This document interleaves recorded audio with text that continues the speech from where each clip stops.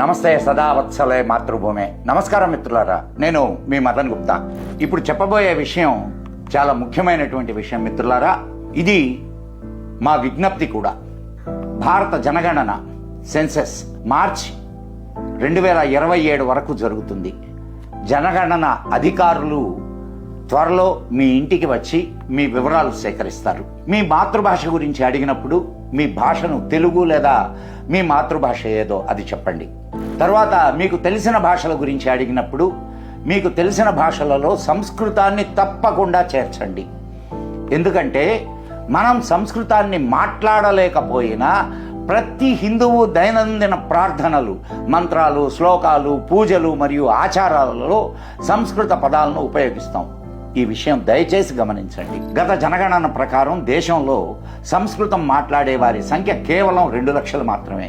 కానీ దేశంలో సాధారణంగా ఎవరూ మాట్లాడని అరబిక్ మరియు పర్షియా భాషలు మాట్లాడే వారి సంఖ్య 1 కోటి కంటే ఎక్కువ ఉంది. అలాగే 15 కోట్ల మంది ఉర్దూను ఇంట్లో మాట్లాడుతున్నట్లు నమోదు చేశారు. ఈ సంఖ్యల ఆధారంగా వారికి ప్రభుత్వ సహాయం మరియు నిధులు లభించాయి. సంస్కృతం నశించిన భాషగా ప్రకటించబడితే మన ప్రాచీన గ్రంథాలు, వేదాలు, పురాణాలు మొదలైనవి ప్రచురణ ఆగిపోవచ్చు.